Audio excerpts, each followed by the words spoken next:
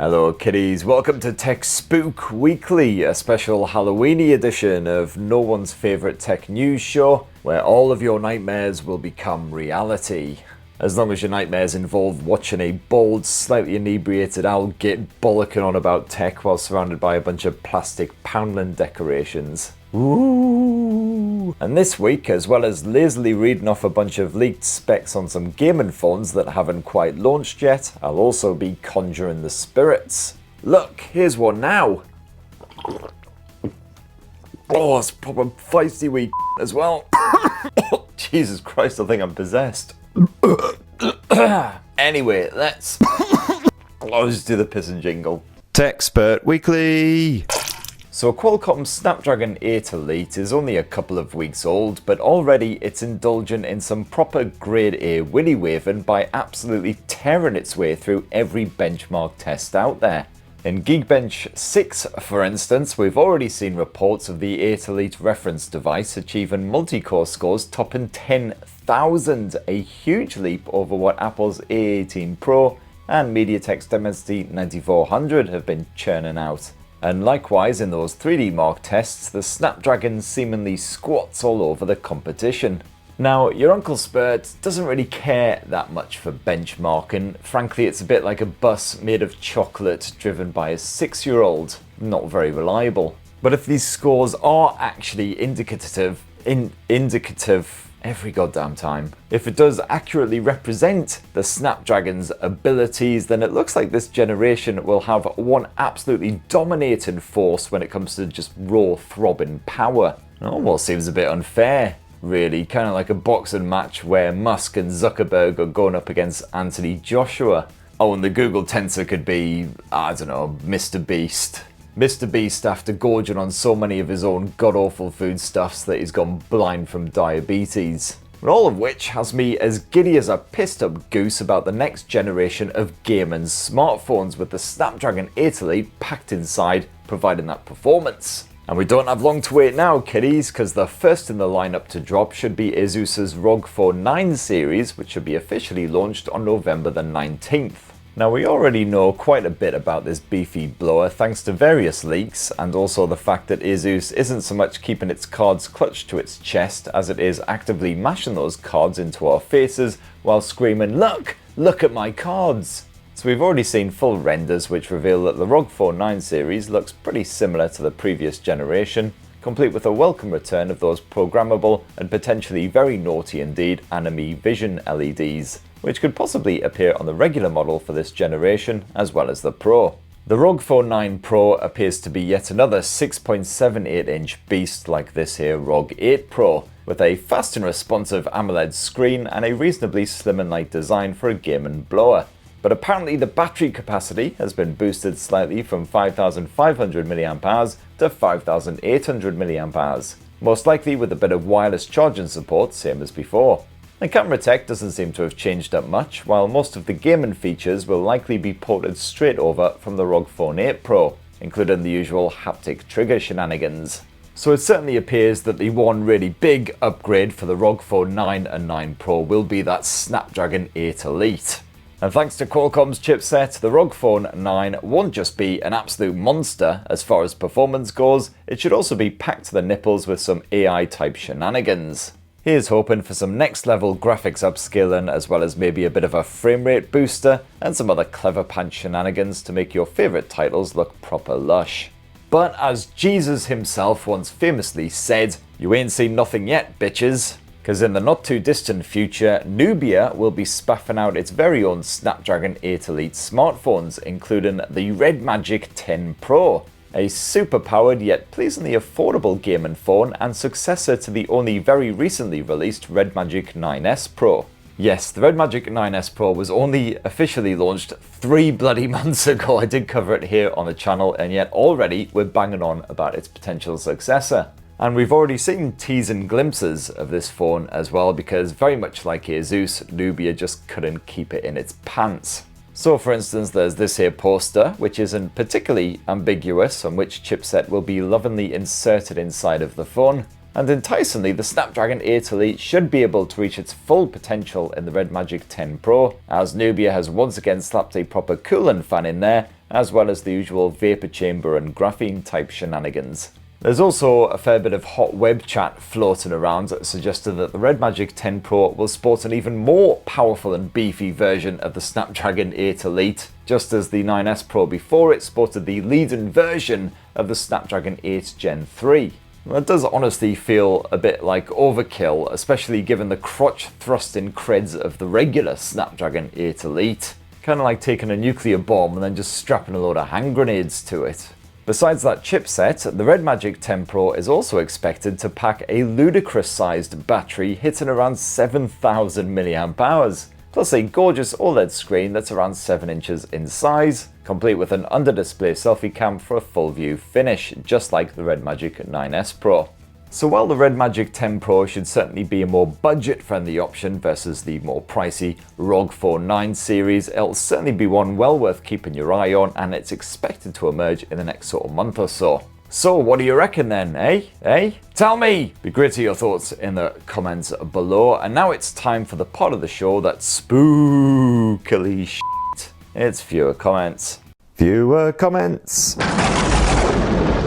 Hope you're enjoying the Halloween decorations, by the way. Really went all out this year. Spent the full £10. So let's start this week with Moto Matt, who says, wow, that intro was dark and oddly specific. Hope you're not having any non-booze related health issues. Oh mate, I'm kind of at that point in my life now where absolutely everything just constantly hurts, not just my liver. If I so much as fart a bit too enthusiastically, I can put out my back for an entire fortnight. Mythic Suns says, not related to anything in this video, but Terry's just released the most disappointing new flavour of chocolate orange. It's milk chocolate flavoured. They took the orange flavouring out of chocolate orange. So it's literally just Terry's chocolate. Not convinced by that move, to be perfectly honest. It's Terry's chocolate orange. Let's face it, the chocolate wasn't the best quality stuff in the world in the first place. So taking out the oranginess is probably just going to make that even more obvious. Not Salmon said, the hot liquid jet mom joke made me a bit angry. Yeah, anger and pity seem to be the most common reactions to my jokes. And Arcane for You says, my mum passed away due to cancer. Well, I don't know about you, but I think this viewer's comments is going absolutely swimmingly. Zenyi Nayong, sorry, I'll just put this up on the screen because I've got absolutely no idea how to say it. Says, are you Eric Ten Hag's long lost brother? Yeah, poor old Eric. It's not been the best of weeks for that lad. Really should just give up on the whole football management malarkey and become a YouTuber, because that's the only other job where you can remain gainfully employed despite being utterly f***ing hopeless. Case in point. The Crab says, I'll assist in a live stream with you. We share a hairstyle. Hairstyle is being a bit kind, mate. This right here is more of a hair inevitability. And last week's Techspert Weekly, the subject was, of course, the upcoming OnePlus 13. And I asked for you lovely folk at home for your reactions. Was it a full mast, a half mast, or a limp mast? And it seems like the general consensus is a full mast. So Shotter for Life is here, says definitely a full mast this one. Ray Fresh says definitely full mast. Chris Koloski says full mast, I love OnePlus. Absolutely all of that in caps, so you know that this man is serious. And he also says, pissing the night away. Great, I'm gonna have that goddamn song in my head all weekend now. Dillygaff says 3/4 mast at the moment, looking to upgrade for my S23 Ultra next year, and the OnePlus 13 is definitely a contender. And Smoking for Freedom says big fat throbbing mast, positively pulsating, one might say. And that's an awfully good word that certainly doesn't come up in natural conversation anywhere near enough. Pulsating. Kevin Loesch says, definitely full mast. I'm still on my 8T, back when OnePlus were banging out multiple flagships every 6 months. Good times. Kevin continues, a little sad about the colour options. Maybe we'll get some more for the global release. Maybe, although I really wouldn't get your hopes up, to be honest, because if anything, the global versions usually come in less colours than the Chinese versions, especially here in the UK. Apparently we just like black, colour of our souls. Here's hoping at the very least that that sultry blue number hits the UK. That looks kind of nice. But it certainly doesn't seem like everyone is a fan of the OnePlus 13's new look. So Javier Strive says, to be honest, the design is straight up ugly compared to the OnePlus 12. Andrea Cumino says, I hate that 4-eyed tumor on the back. And Oliver Otis says, the new design looks awful. I hope they would have stuck to the OnePlus 12 design. It's quite interesting just how negative some of the responses have been to the new design, even though I don't think it's really changed up that much. I mean, personally, I'd say ugly is a little bit harsh. If I had to make a celebrity-based comparison, I'd say that the OnePlus 12 is Alec Baldwin and the OnePlus 13 is Danny Baldwin. It's kind of the same, just a bit more saggy in bits maybe. But certainly lots of people seem to disagree with me and think that the OnePlus 13 is an absolute ugmore. I might even do a little poll just to see if some people actually like the design or if it's generally a more negative consensus. Let's keep an eye out for that popping up on the channel in the near future if I don't just get absolutely obliterated and immediately forget that I even talked about doing it. It's a fair to likely happenstance. Sean Burns says, I'm looking forward to the new Oppo flagship more. It should be globally released this time. Yes, the new Oppo Find X8 series has officially launched over in China now, and they have also absolutely double confirmed that it will definitely be coming to the UK this time. Hip hip huzzah. So we know there's two models, the Find X8 and the Find X8 Pro, both powered by MediaTek's Dimensity 9400 rather than the Snapdragon 8 Elite. The Find X8 Pro is the usual stupidly huge 6.78 inch blower, but the regular one is just 6.59 inches, which these days could practically be classed as compact. The Pro model offers a couple of upgrades, including a bigger battery. You've got an extra zoom lens for the camera, so the regular Find X8 has a single 3x optical zoom lens, but the Pro model adds in a bonus 6x optical zoom lens. And the Oppo Find X8 Pro also offers a iPhone-style camera button on the edge, which hopefully will be less gash than Apple's effort.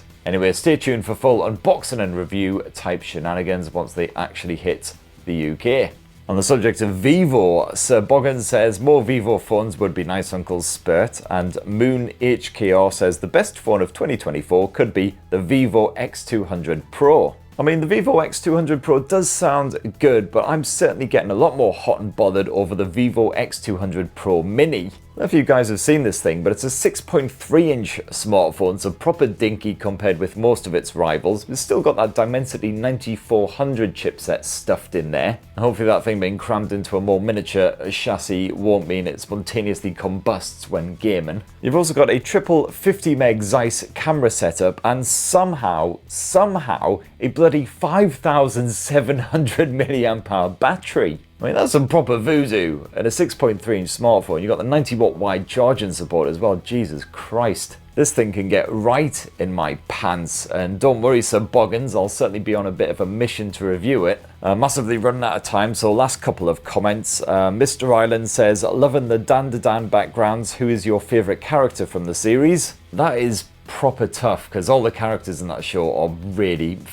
great, even the weird, creepy, banana-obsessed aliens. But I'm probably going to have to go Seiko, because that is one banging granny. Rick Gillian says, that is one big-ass preacher book on your bookshelf. What edition is that? Yeah, it's a bit of a hefty tome. Jesus Christ, I think I've sprained my wrist just picking this fucking thing up. It's essentially the Mega Bollocks Complete Edition Part 1. Over 1,000 pages of ultra-violent goodness, and yes, there is a volume 2 as well, which is about the same size, which I'm saving up for, because this cost me about 60 bloody quid. And last up, All About Spurs says, Mr. Spurt, you sound like you attended one of Diddy's parties. Ah, Diddy. Yeah, one is probably all it takes, to be fair. And was anyone actually at all astonished or surprised by the news that these parties allegedly involve mountains of drugs and all kinds of nasty, gropey type shenanigans? I mean, they were hardly going to be sat around sipping Horlicks and playing Boggle, were they?